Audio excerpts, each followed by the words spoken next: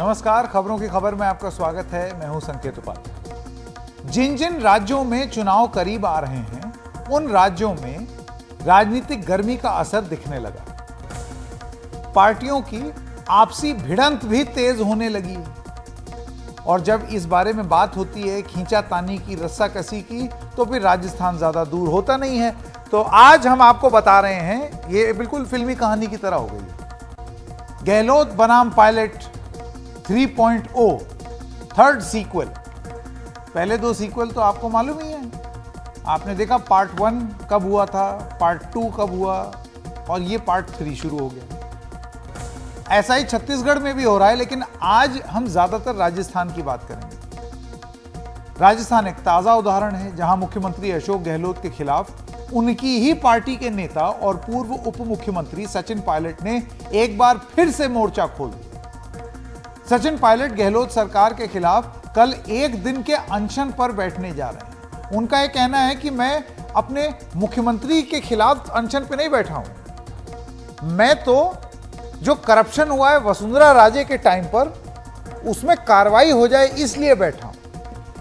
सचिन पायलट की शिकायत यह है कि मुख्यमंत्री अशोक गहलोत ने पिछली वसुंधरा राजे सरकार के दौरान हुए भ्रष्टाचार के मामलों में कोई कार्रवाई नहीं की। पायलट की दलील है कि इस सिलसिले में उन्होंने कई बार गहलोत को पत्र लिखा, लेकिन उन्हें कोई जवाब नहीं मिला। रविवार को सचिन पायलट ने एक प्रेस कॉन्फ्रेंस कर अशोक गहलोत को भ्रष्टाचार के मुद्दे पर उनके पुराने बयानों की भी याद दिलाई। मशीनी को करप्ट कर दिया लोगों ने। खुद के स्वार्थ में पैसा ऊपर तक पहुंचता था। खुद के स्वार्थ में शराब की जो रेट होती, फिक्स रेट होती है एमएसपी की, एमआरपी, उसको बदल करके आपने छूट दे दी कि आप जनता को लूटो, और वसूली शुरू हो गई। ऐसे कामनामे इन्होंने किए थे। जब हम विपक्ष में थे तब तथ्य हमारे पास आ रहे थे, तो मैं नहीं मानता हूं कि सरकार में आने के बाद हमारे पास वो संकल्प शक्ति नहीं होगी कि हम उन तथ्यों को उजागर कर सकें। और ये जांच का विषय मैंने नहीं कहा, तो कई बार आप देखा मुख्यमंत्री जी ने बोला है, कई बार सदन में बोला है, सदन के बाहर बोला है, तो इसलिए मैं समझता हूं बहुत जरूरी है। लेकिन दुर्भाग्यवश अभी तक इस पर कार्रवाई हुई नहीं है। ऐसे ना लगे कि हम सिर्फ चुनावी रोटी सेकने के लिए झूठे मूठे आरोप लगाते हैं और सत्ता में आने के बाद हम सब भूल जाते हैं। तो ये सुझाव भी मैंने लीडरशिप को दिया था, लेकिन अभी तक इस पर कार्रवाई हुई नहीं है, ये हम सब जानते हैं।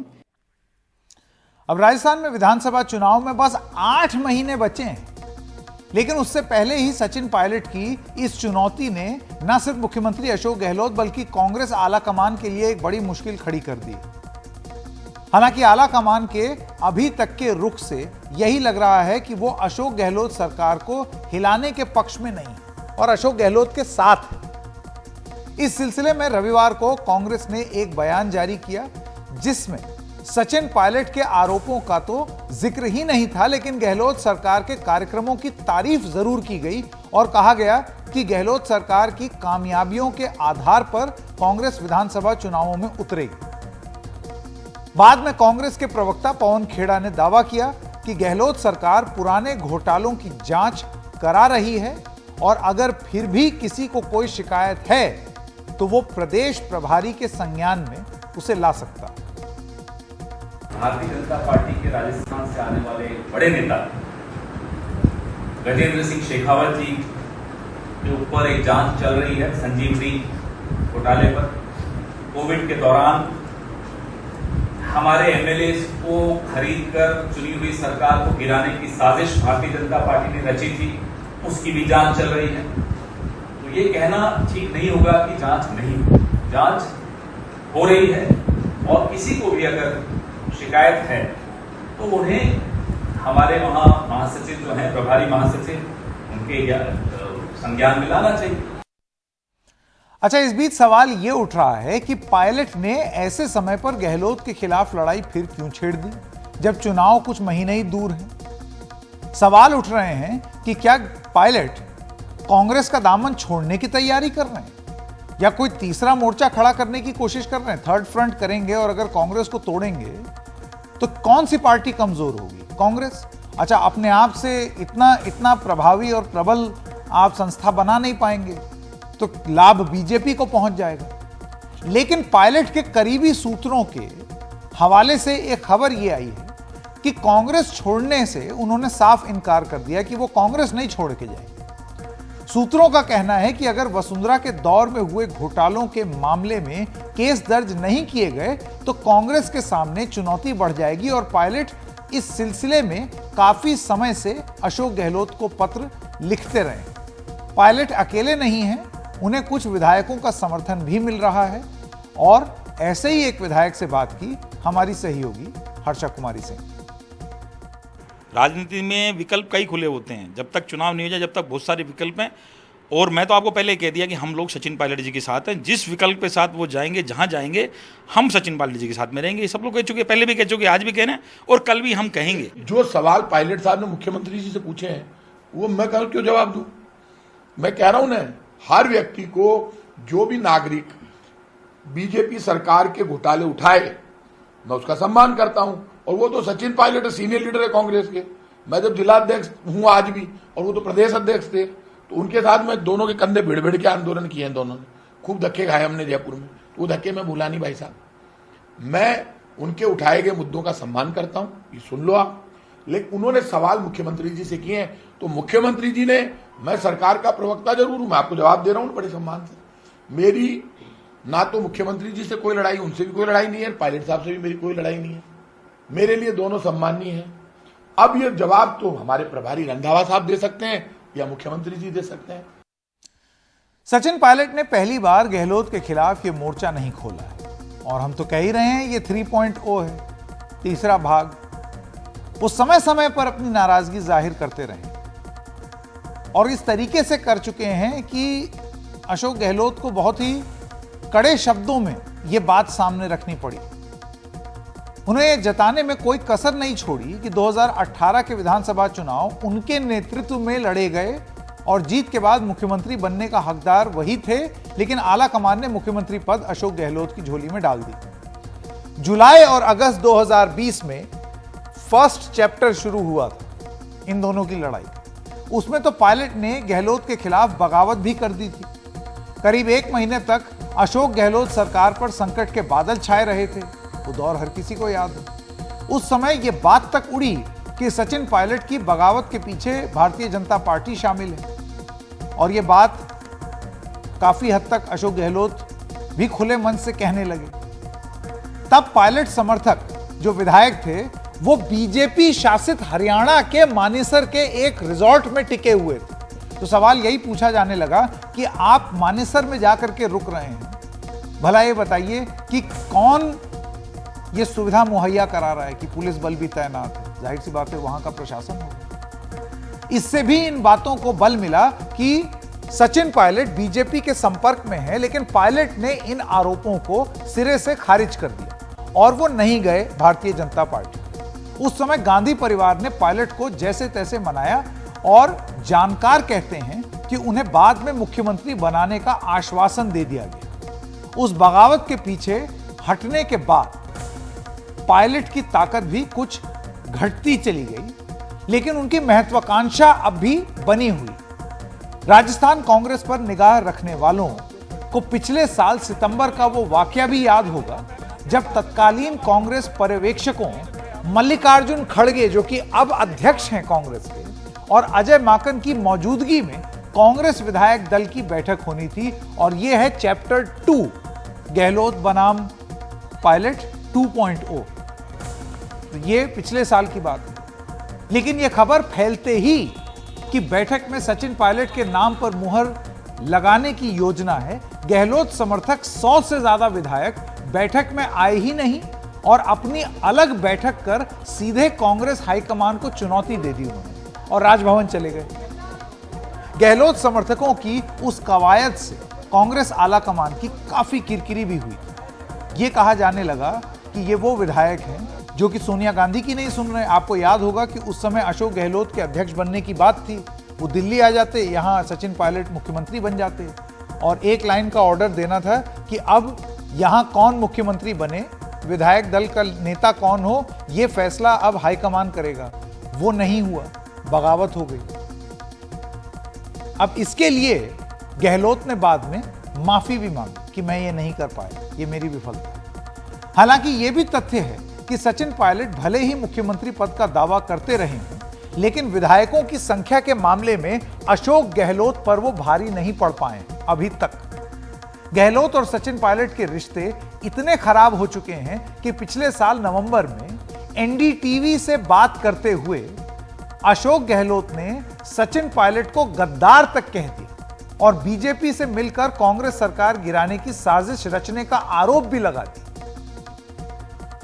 जो आदमी के पास 10 तो विधायक नहीं है, नंबर 1, जिसने रिवोल्ट किया हो, जिसको गद्दारी नाम दिया गया है, वो गद्दारी की पार्टी के साथ में, जो पार्टी के साथ गद्दारी की हुई आदमी है, उससे कैसे एक्सपेक्ट कर सकते हैं या उसको कैसे उसको स्वीकार कर सकते हैं कोई लोग। बाद में हमारे कई मंत्रियों ने कहा भी था गद्दारी है, गद्दार को हम स्वीकार नहीं करेंगे यहाँ पर जो आदमी ने गद्दारी कर चुका है उसको हमारे एमएलए मैं खुद भुगता हूँ 134 दिन तक, उनको वो कैसे स्वीकार करेंगे।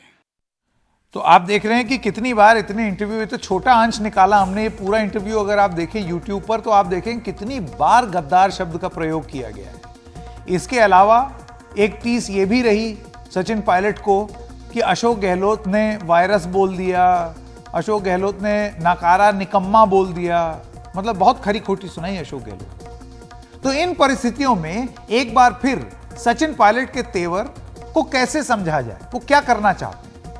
क्या सचिन पायलट को यह लगता है कि आला कमान चुनाव से 8 महीने पहले गहलोत को हटाकर उन्हें मुख्यमंत्री बना देगा?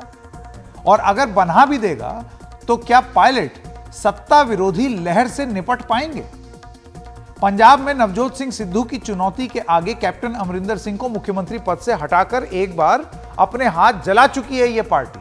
तब उन्होंने चरणजीत सिंह चन्नी को मुख्यमंत्री बनाया और उसके बाद जब कांग्रेस चुनाव में गई तो ऐसी दर्दनाक हार हुई पंजाब में, जो पूछिए आपको नतीजे मालूम है। ऐसे में कांग्रेस निश्चित ही फिर ऐसा करने से शायद बचेगी। हम नहीं जानते हैं कि आगे क्या होगा, लेकिन शायद उम्मीद लगाते हैं बचेगी, क्योंकि अशोक गहलोत भी चुप तो नहीं बैठेंगे। अपने बजट के बाद उन्होंने पूरे प्रदेश भर में इस बात का प्रचार करने से नहीं चूके हैं कि किस तरीके से अलग अलग स्कीम्स ये सरकार लेकर के आ रही है लोगों के लिए। तो एक तरफ है सचिन पायलट जो कि लगातार ये रणनीति बना रहे हैं कि भ्रष्टाचार पर बोलो, वसुंधरा राजे के खिलाफ बोलो, साठगांठ मत करो। और वहीं अशोक गहलोत की रणनीति है कि बिल्कुल एकदम जनता के मुद्दे उठाओ, उनके स्वास्थ्य की बात करो, सिलेंडर की बात करो। किसकी रणनीति कामयाब होगी और इस सब के बीच में कांग्रेस अपने आप को राजस्थान में 8 महीने बाद कहां पाएगी? दरअसल कांग्रेस पर बहुत सारे नेता जो कांग्रेस छोड़ चुके हैं वो अलग अलग तरीके से कांग्रेस की जो स्थिति है उस पर कुछ कुछ बात कहते रहते हैं। अभी हफ्ते भर पहले गुलाम नबी आजाद के साथ इंटरव्यू में बात हो रही थी, सुनिए उन्होंने क्या कहा। खुद किए हैं तुमने अपनी दीवारों के सुराख, खुद किए हैं तुमने अपनी दीवारों के सुराख। कोई अगर अब झांक रहा है तो परेशानी कैसी? You have made holes in your wall yourself. Why are you? If somebody is peeping in, why are you making hue and cry? अब गुलाम नबी आजाद पर भी कांग्रेस हमलावर है। वो कहते हैं कि वो पहले आजाद थे अब गुलाम हो गए। बीजेपी कहती है वो पहले गुलाम थे अब आजाद हो गए। बहरहाल सन 98 के बाद राजस्थान में हर 5 साल पर सरकार बदलती रहती है। ये राजस्थान की एक रीत चली आ रही है, कभी बीजेपी तो कभी कांग्रेस। कांग्रेस इस पैटर्न को बदलने की कोशिश में है, लेकिन अब आप खुद अंदाजा लगा दीजिए कि एक ऐसी स्थिति में क्या कांग्रेस इस पैटर्न को बदल पाएगी? यह भी आपको बता दें कि बीजेपी भले ही खुश बहुत हो रही हो ये स्थिति देख करके, लेकिन बहुत सारे लोगों का यह भी मानना है कि वहां पर भी अभी पूरी तरीके से स्थिति स्पष्ट नहीं है। एक लड़ाई वहां पर भी चल रही है, वसुंधरा राजे या कोई और। आइए इस पर चर्चा करते हैं और जानने की कोशिश करते हैं कि ये कांग्रेस में हो क्या रहा है। नारायण बारेठ वरिष्ठ पत्रकार हैं, जयपुर से हमारे साथ जुड़ गए। तहसीन पूनावाला आप राजनीतिक विश्लेषक हैं और लक्ष्मीकांत भारद्वाज भारतीय जनता पार्टी के हमारे साथ जुड़ गए हैं। आप तीनों का बहुत बहुत स्वागत। मैं सबसे पहले तहसीन पूनावाला से शुरू करना चाहता हूं और अपने दर्शकों को एक और बात बताता चलूं। कांग्रेस पार्टी को हमने न्योता भेजा था कि आए इस चर्चा में भाग लें, उन्होंने मना कर दिया। तो तहसीन, जिस पार्टी का आप समर्थन कर रहे हैं वो इस चर्चा से बचने की कोशिश कर रही है, लेकिन 8 महीने बाद तो आप नहीं बच पाएंगे, तब तो जनता फैसला तो लेगी। शुक्रिया संकेत जी, मुझे आपके शो में शिरकत करने का मौका मिला। और मुझे पता नहीं कांग्रेस क्यों आपके शो में नहीं आई, लेकिन इस एक बात तो जरूर तय है कि सचिन पायलट जी वे कांग्रेस सरकार के खिलाफ कोई प्रोटेस्ट नहीं कर रहे, वो इस चीज पर अनशन कर रहे, इस चीज पे वे बात कर रहे, मुद्दा उठा रहे कि जो वादा उन्होंने किया जब वे कांग्रेस के अध्यक्ष थे, पीसीसी अध्यक्ष थे, कि जो घोटाले हुए भाजपा के शासन में, वसुंधरा राजे जी के शासन में, उस पर कार्रवाई हो। अब पवन खेड़ा जी ने कहा है कि कार्रवाई हो रही तो अच्छी बात है, और कार्रवाई होनी भी चाहिए, और डेमोन्स्ट्रेबल कार्रवाई होनी चाहिए, क्योंकि जब आप दोबारा से आवाम के पास जाओगे 2023 में, इस वक्त चुनाव के लिए अंत में, तो आपको आवाम को बताना होगा कि आपने जो वादे किए थे उसका क्या हुआ। तो मुझे लगता है एक जस्टिफाइड प्रोटेस्ट है, अच्छा कर रहे हैं सचिन जी, और मुझे लगता है निश्चित तौर से कांग्रेस दोबारा से राजस्थान में जीती। जी नारायण बारेठ जी, आपके क्या विचार हैं? देखिए, मैं इस पर बहस ना करके सब लोगों से उनकी प्रतिक्रिया जानना चाहता हूं, क्योंकि ये कार्यक्रम बहस का नहीं है, प्रतिक्रिया लेने का है। तो नारायण जी, आपकी प्रतिक्रिया, किस तरीके से देखते हैं आप इसको, ये जो पूरा प्रकरण हो रहा है? सचिन पायलट साहब पीसी चीफ थे जब सरकार बनी, वो डिप्टी सीएम भी थे, उनके पास मंच था, मौका था, मोहलत थी, लेकिन इन मुद्दों को नहीं उठाया। अभी कांग्रेस पार्टी की सरकार जब अपनी उपलब्धियों का नगाड़ा बजाते हुए घूम रही है अपनी स्कीम्स को लेके, तब ये मुद्दा उठाया गया है। और मैं समझता हूं कि जो उर्दू अदब का एक शेर है कि दुश्मनी जमकर करो, पर ऐसा ना हो कि आइंदा मिले तो शर्मिंदा हो, ये कहानी उस मकाम तक पहुंच चुकी है। इतनी तलखी एक पार्टी के भीतर 2 शिविरों में मैंने पहले नहीं देखी है। इवन राजस्थान की हिस्ट्री में बीजेपी और कांग्रेस के दरमियान भी ऐसी कटुता और प्रतिशोध या बदले की एक दूसरे के प्रति, ऐसा मैंने मोहनलाल सुखाड़िया जी के समय से मैं देख रहा हूं, नहीं थी। तो इस मौके पे जब मुझे लग रहा है कि सचिन पायलट साहब इस कहानी को इतना आगे ले चुके हैं कि अब मुझे लगता है कि वो किस दिशा में जाएगी ये कहना मुश्किल है, क्योंकि राजनीति अनिश्चितता का खेल है। इस खेल में कुछ भी मुमकिन है, अगले 24 घंटे महत्वपूर्ण होंगे कि वो किस ऊंचाई तक इसको ले जाते हैं। नारायण जी, मेरा सवाल ये है कि क्या आपको लगता है कि अशोक गहलोत के लिए सबसे बड़ी चुनौती भारतीय जनता पार्टी से ज्यादा अपने ही दल में हो गई है? देखिए, विधायकों की संख्या में तो उनके पास ज्यादा विधायक थे, और ये हम 1 बार नहीं 2 बार देख चुके हैं, लेकिन आपको लगता है कि आगे चल के जब इस तरीके का एक टकराव बना रहेगा, फ्रिक्शन रहेगा, हर समय कुछ ना कुछ होता रहेगा, तो ज्यादा तकलीफ घर के अंदर से हो रही है? ये जब से सरकार बनी है, इनको भीतर से ज्यादा चुनौतियां मिली है, इस सरकार को बाहर से उतनी नहीं मिली है। चाहे वो कोटा में अस्पताल में बच्चों की मृत्यु हो, जालोर में दलित की हत्या को लेकर जो मामला उठा उसमें, या भी शहीद की बेवाओं को लेकर जो मुद्दा सामने आया था, उन सब में, उन वीरांगनाओं के मामले में भी ज्यादा बड़ी चुनौती। अरे नारायण साहब, अभी ये डॉक्टर वाला प्रकरण, इसमें डॉक्टर वाले मामले में भी, इस मामले में भी, इस नाजुक मोड़ पे भी उनको जितने प्रहार भीतर से उतने बाहर से नहीं हुए। और जाहिर आप खुद भी कह रहे हैं कि राजनीति संख्या का खेल होती है, संख्या जो पार्टी के भीतर है उनकी तरफ है। तो सचिन पायलट साहब के पास पर्याप्त अवसर था, उठा सकते थे। शायद ये भी कोई प्रेक्षक ये नहीं कहेगा ये मौका, इस मौके पे। दूसरी बात मैं एक रेखांकित करना चाहता हूं कि राजस्थान की सियासत बाकी राज्यों से भिन्न है। यहाँ की पॉलिटिकल कल्चर में डीएमके एडीएमके की तरह परस्पर एक दूसरे को जेल में डालना, घसीट के ले जाना, ये सब बातें राजस्थान में नहीं हुई है। चाहे भैरव सिंह शेखावत वर्सेज मोहनलाल सुखाड़िया हो, हरदेव जोशी वर्सेज भैरव सिंह शेखावत हो, या भैरव सिंह शेखावत वर्सेज अशोक गहलोत हो। तो अब ये बदलते हुए भारत की कहानी कहेगा अगर इस तरह के दृश्य राजस्थान देखता है तो। जी बिल्कुल। लक्ष्मीकांत भारद्वाज जी, मैं आपके पास आना चाहता हूं और मैं आपसे ये जानना चाहता हूं कि फेंस पर बैठ करके कांग्रेस की ये जो अंदरूनी अंतर्कलह जो आप देख रहे हैं, अव्वल तो आपका विश्लेषण, दूसरी चीज कहीं ऐसा तो नहीं है कि आप दूसरे की बर्बादी देख करके कुछ जरूरत से ज्यादा ही खुश हो रहे हैं, ये पूरी तरीके से जानते हुए कि अभी लीडरशिप वाला मसला आपकी पार्टी में भी पूरी तरीके से थमा नहीं है, क्लैरिटी तो आपके यहां भी नहीं है? देखिए, खुश होने की बात नहीं है सर संकेत जी, ये चिंतित होने की बात है।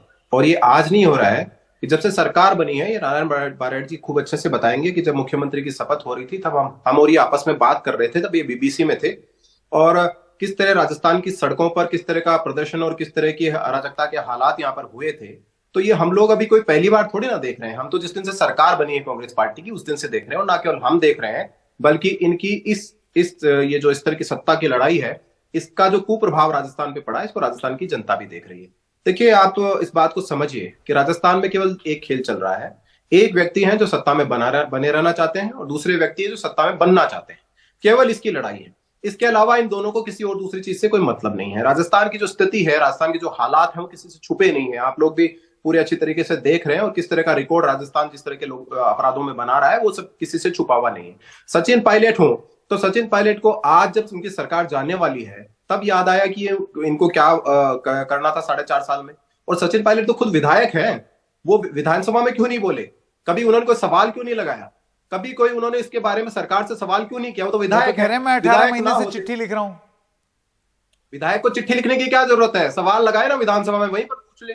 और वो खुद उप मुख्यमंत्री रहे उस सरकार के, बहुत बरसों तक सरकार आने के बाद प्रदेश कांग्रेस पार्टी के अध्यक्ष रहे। जैसे सचिन पायलट के हालात है, वैसे अशोक गहलोत जी के हालात है। आप ही का जो चैनल था और जिसके चैनल के ऊपर उन्होंने जो शब्द बोले थे सचिन पायलट के ऊपर, वो कोई राजस्थान की संस्कृति नहीं है। नारायण बारेड जी जो कह रहे थे वो भी उसका हिस्सा नहीं है। जो एक प्रतिपक्ष के अपनी पार्टी के नेता के बारे में जिस तरह के शब्द वहां पर बोले गए थे, मैं ये समझता हूं कि ये जो सचिन पायलट कर रहे हैं, इनको जो गुर्जर समाज है, जो वीर गुर्जर हैं, उसकी तरह पेश आना चाहिए। आमने सामने की लड़ाई लड़नी चाहिए। भारतीय जनता पार्टी का नाम लेकर मुख्यमंत्री के ऊपर निशाना नहीं लगाना चाहिए। मुख्यमंत्री से लड़ाई तो मुख्यमंत्री से बात करें, मुख्यमंत्री के ऊपर हमला करें। भारतीय जनता पार्टी की आड़ लेकर आपको लग रहा है आपके कंधे का इस्तेमाल हो रहा है? जी, आपको लग रहा है आपके कंधे का इस्तेमाल किया जा रहा है? नहीं, हमारे कंधे का इस्तेमाल तो हमारी मर्जी के बिना कोई कर नहीं सकता, लेकिन फिर भी वो हमारी आड़ ले रहे हैं। हमारी भारतीय जनता पार्टी की या पूर्ववर्ती सरकार का नाम लेकर उसकी आड़ लेने की कोशिश कर रहे हैं। वो वीर गुर्जर है, उनको खुलकर बोलना चाहिए। आखिरी सवाल मैं आपसे पूछना चाहता हूं बारेड साहब, एक सवाल ये कि देखिए, एक तरफ अशोक गहलोत, आपने देखा होगा पूरे राजस्थान भर में पोस्टर लगा हुआ है, बजट में वो क्या क्या, अब वो पैसा कहां से लाएंगे वो एक अलग मसला है कि किस तरीके से वो सब वादे पूरे करेंगे। लेकिन एक इंसान जो है उसने पूरी छवि अपनी बनाई है सोशल वेलफेयर, और दूसरा नेता है जो कि आंदोलनरत है करप्शन के मुद्दे पर। आपको क्या लगता है चुनाव में जाते वक्त जनता में कौन सा मुद्दा ज्यादा स्टिक करेगा? नहीं, चुनाव तो हिसाब होता है कि आपने 5 साल में क्या किया, हमारे आम आदमी को आपने क्या दिया, न केवल व्यक्ति, उसके परिवार को, उसके समुदाय को, उसके क्षेत्र को क्या दिया। तो उस हिसाब से कांग्रेस के मुख्यमंत्री अशोक गहलोत के पास एक लंबी फहरिस्त है जो गिना सकते हैं। कुछ उनकी योजनाएं हैं, उसका क्रियान्वयन कितना इस पे बहस हो सकती है, लेकिन उनके पास फलक पे रखने के लिए इस बार काफी चीजें हैं जो उनको खुश रख सकती है, उनकी पार्टी को खुश रख सकती है। परिणाम तो मतदाता के हाथ में होगा, वो क्या इबारत लिखता है। चलिए, लक्ष्मीकांत भारद्वाज, नारायण बारेठ और तहसीन पूनावाला, आप तीनों का बहुत बहुत धन्यवाद हमारे साथ जुड़ने के लिए। अब कल वो आंदोलन करेंगे, धरने पर बैठेंगे, हम देखेंगे। और आइए अब बढ़ते हैं अगले मुद्दे पर। चीन की निगाह हमेशा से अपने पड़ोसी देशों की जमीन पर है, जिसको सलामी स्लाइसिंग कहते हैं। चीन की पीपल्स लिबरेशन आर्मी यानी कि पीएलए की एक रणनीति रही है जिसको सलामी स्लाइसिंग कहा जाता है। इसका मतलब यह है कि वो पड़ोसी देशों की जमीन पर चीन इंच दर इंच कब्जा करने की कोशिश करता है। जैसे सलामी की स्लाइस नहीं काटी जाती है थोड़ा थोड़ा थोड़ा करके। भारत के कई सीमावर्ती इलाकों पर चीन की ऐसी ही निगाह बनी हुई। पिछले दिनों उसने हमारे राज्य अरुणाचल प्रदेश की 11 जगहों को अपने हिसाब से नामकरण कर दिया। चीन अरुणाचल पर अपना दावा जताता रहा है और इसको लेकर के एक कॉन्फ्रंटेशन हमेशा से बना रहा है, एक टकराव हमेशा बना हुआ। उसे दक्षिणी तिब्बत बताता है, जिसे भारत ने हमेशा खारिज किया है और बोला है कि यह हमारी क्षेत्रीय अखंडता में दखल। इन्हीं परिस्थितियों में आज गृह मंत्री अमित शाह अरुणाचल प्रदेश पहुंच गए। यहां के सीमांत गांव किबिथु में उन्होंने चीन से लगे सीमावर्ती गांवों के लिए मोदी सरकार की वाइब्रेंट विलेजेस योजना का उद्घाटन किया और चीन को सीधी चुनौती देते हुए कहा कि कोई भी भारत की क्षेत्रीय अखंडता पर सवाल नहीं कर सकता।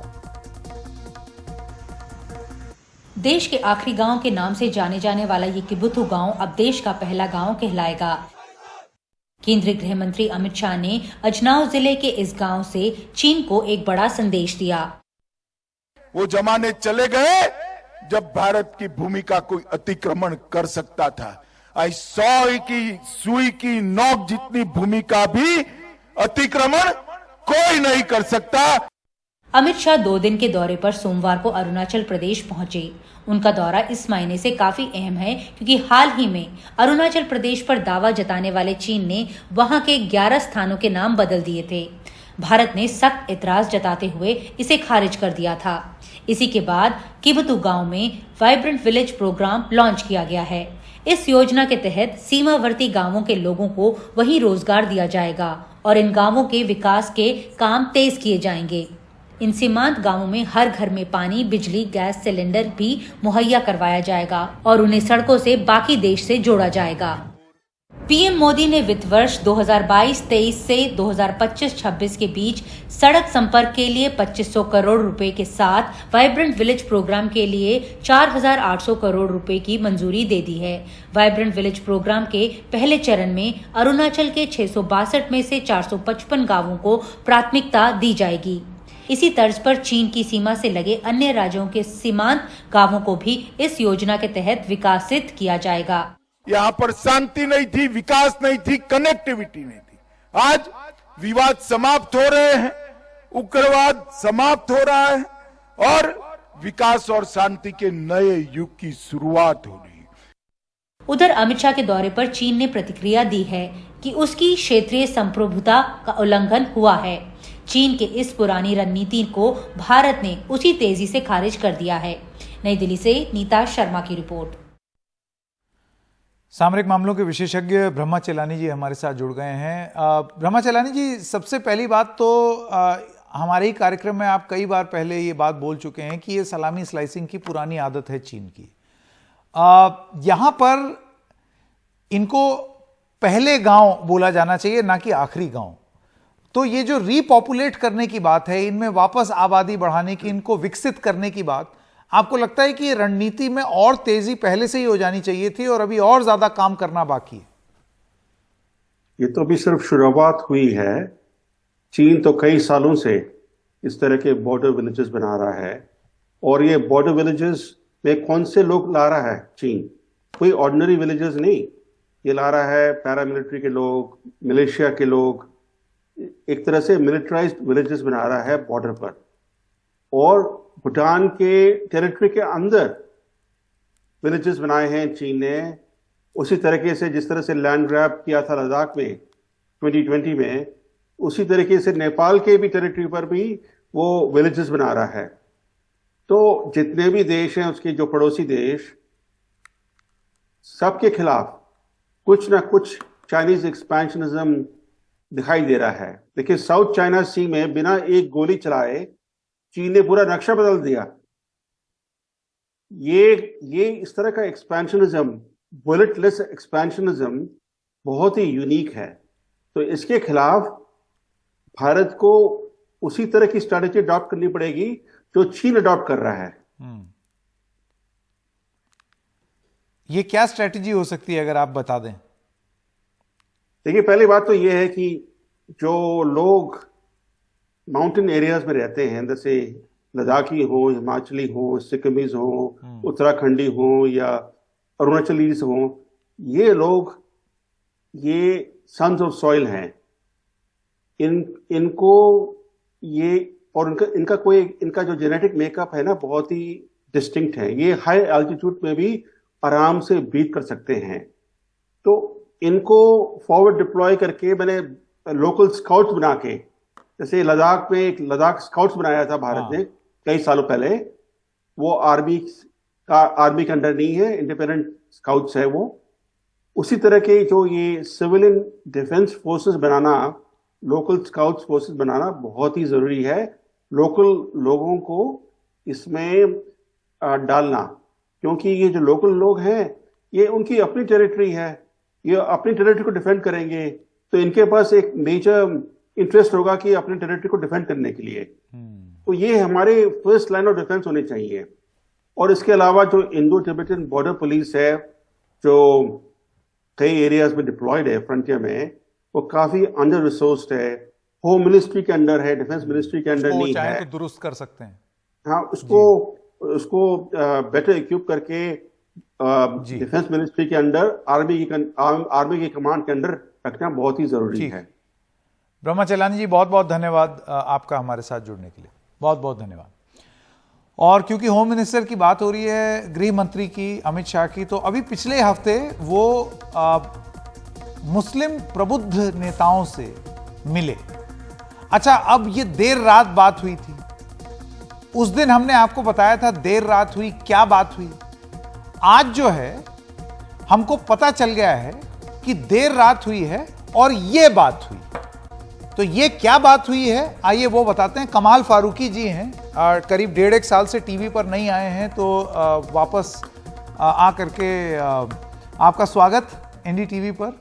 आप वहां थे उस मीटिंग में जो देर रात मीटिंग हुई थी, तो मैं सवाल भी वैसे ही पूछ लेता हूं जो मुस्लिम समाज भी जानना चाहता है। कमाल फारूकी साहब, मुलाकात हुई, देर रात हुई, पर क्या बात हुई?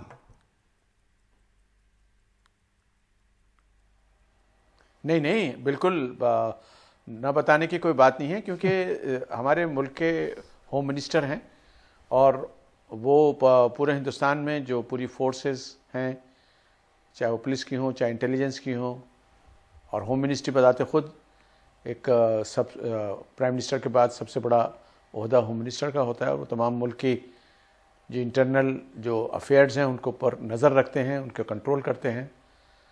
तो बहुत दिनों से हम ये महसूस कर रहे थे कि मुसलमानों की तरफ से कायदे में कुछ बात शायद जा नहीं पा रही है जिसका कोई असर हो पाए। तो इसलिए जमीयत उलमा ने और एक बाकी और संगठनों भी सब ने बैठकर बात करी, और ये हुआ कि भाई एक डेलीगेशन कोशिश करे, और अगर उनसे मुलाकात हो तो बहुत सारी चीज़ें जो हैं हम बताना चाहेंगे उनको। तो मौलाना महमूद मदनी साहब जो कि जमीयत उलमा के प्रेसिडेंट हैं, उनकी सरपरस्ती में और उनकी लीडरशिप में हम लोगों ने बहुत सारे काम किया। बैकग्राउंड के अंदर डिटेल्स बनाई, अपना एक हमने बाकायदा पॉइंट ऑफ व्यू बनाया, और उसके बाद उनसे अपॉइंटमेंट मांगा, और उनसे अपॉइंटमेंट मिला हमको, और हमारी तकरीबन 1.5-2 घंटे मुल्क के मुख्तलिफ मामलात के ऊपर उनसे बहुत अच्छी गुफ्तगू हुई। और गुफ्तगू एक बहुत ही पॉजिटिव नोट से शुरू हुई और पॉजिटिव नोट पर ही ख़त्म हुई, और दोनों तरफ यानी कि ख़ुद जो होम मिनिस्टर साहब हैं उनकी तरफ से भी जो जवाबात और सवालात है, और हमारी तरफ से भी जो क्वेरीज थी, उनको दोनों तरफ ने समझा भी, एड्रेस भी किया और बात भी करी, और आगे के लिए फ्यूचर प्लान भी बनाने की कोशिश की। तो कुल मिला के हमको लगता है कि ये इनिशिएटिव, जिसके असल में तो मीरे कारवां जिसको कहते हैं, वो मौलाना महमूद असद मदनी साहब हैं जो प्रेसिडेंट हैं जमीयत उलमा के, लेकिन उन्होंने बाकी डिफरेंट लोगों को भी पूरे हिंदुस्तान से जमा किया था जो डिफरेंट फील्ड्स में हैं, चाहे वो एजुकेशन में हैं, चाहे वो इंडस्ट्री के अंदर हैं, चाहे मुल्क में जो जितने भी मदारिस हैं, बड़े मदरसे हैं, उनके हेड्स हैं, जमीयत उलमा की शाखों के मेंबर हैं। इस तरह के बहुत सारे लोग हम लोग इकट्ठे हुए थे, और हम लोग वहाँ गए और उनसे गुफ्तगू हुई मुख्तलिफ मसाइल के ऊपर। मैं चाहता हूँ कमाल फारूकी साहब कि अगर आप थोड़ा सा डिटेल में, थोड़ा विस्तार में बता पाएं कि किन मुख्य मुद्दों पर आपने बात की।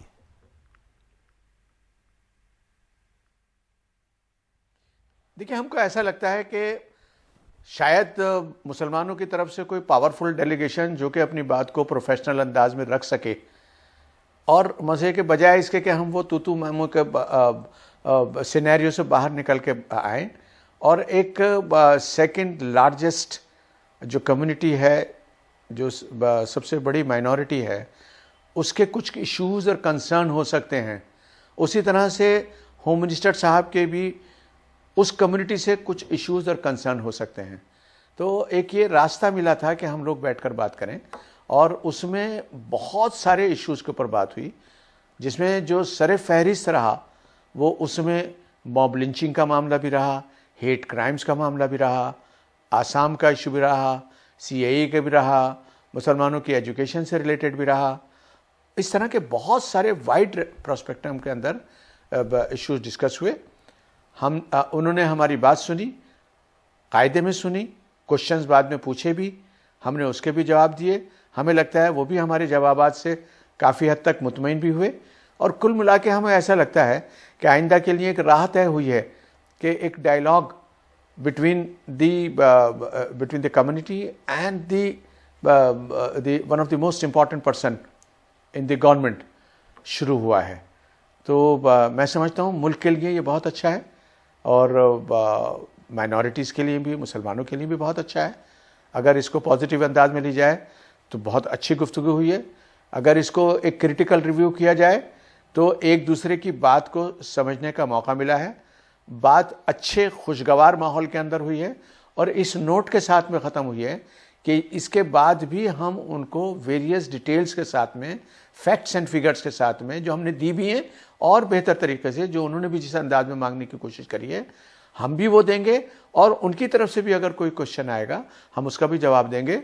मुझको लगता है कि शायद एक ये सेकंड फेज़ की तैयारी हम लोग कर रहे हैं कि हम जो सारी चीज़ें, क्योंकि उन्होंने एक अमित शाह साहब ने एक बहुत उम्दा ये बात कही कि कुछ इश्यूज़ के ऊपर हम चाहेंगे कि प्रोफेशनली भी इसके ऊपर गुफ्तगू हो।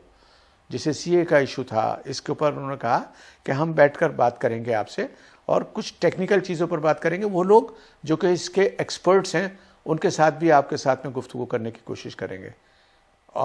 जहाँ तक हमने बहुत सारी मॉब लिंचिंग का मामला लिया, खुसूसी तौर पर जो हेट क्राइम्स के ऊपर और जिस तरह से जो बातें हो रही हैं, अब वो जिस तरह से जो आजकल रिलीजियस जो जलूस और वो उसके अंदर एक ज़बरदस्त किस्म की एक वायलेंस हो रही है, उसको लेकर भी हमने कहा।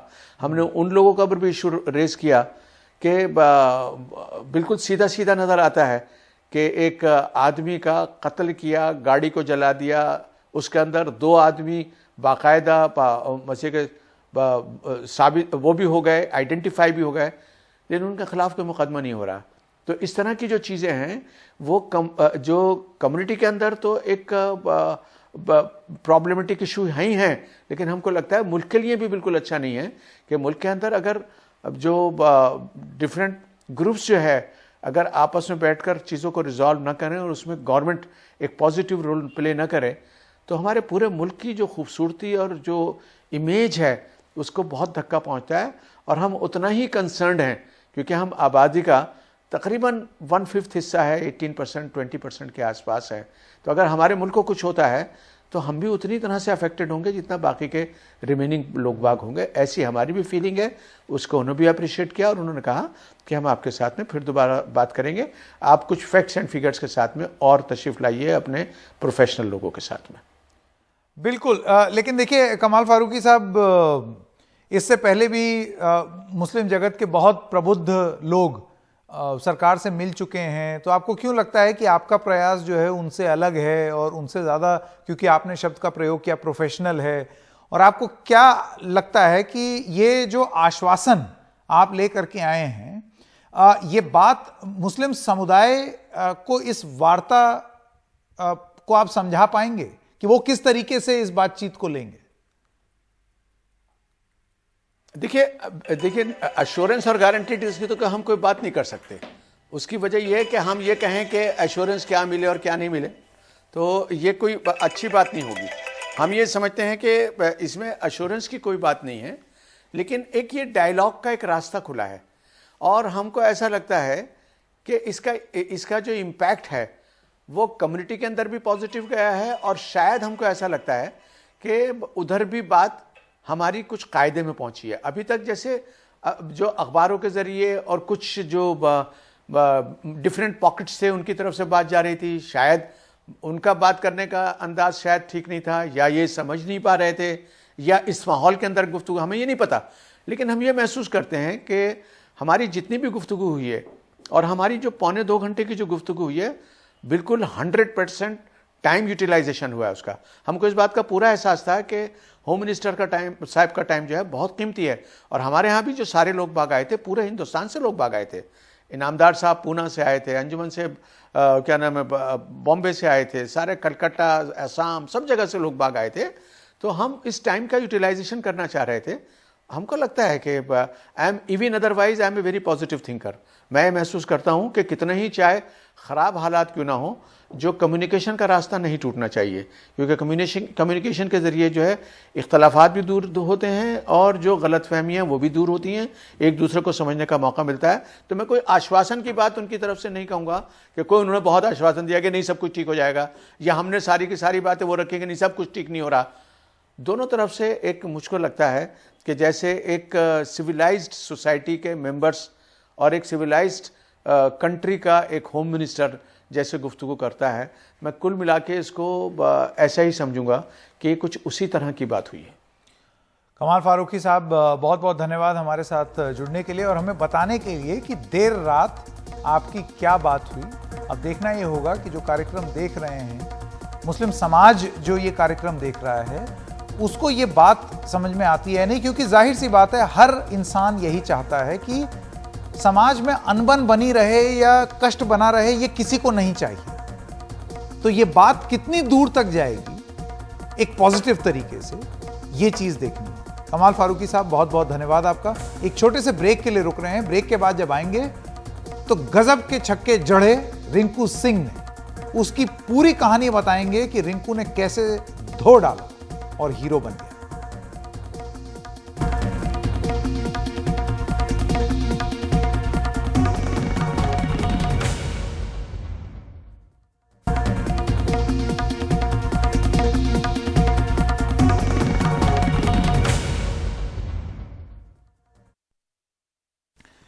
ब्रेक के बाद आपका स्वागत है। रविवार को आईपीएल में हैदराबाद के खिलाफ आखिरी ओवर में लगातार 5 छक्के मारकर कोलकाता नाइट राइडर्स को मैच जिताने वाले रिंकू सिंह रातों रात स्टार बन गए हैं। आप जहां देखिए वहां रिंकू रिंकू रिंकू मीम्स बन रहे हैं। रिंकू सिंह यूपी के अलीगढ़ के रहने वाले। रिंकू के पिता मजदूरी करते थे और रिंकू को भी क्रिकेट खिलाने के लिए रिंकू के दोस्तों ने चंदा कर पैसे इकट्ठे किए और फिर रिंकू को क्रिकेट खिलाया। रिंकू के हौसले को सलाम, जो उसने हासिल किया है उसको सलाम।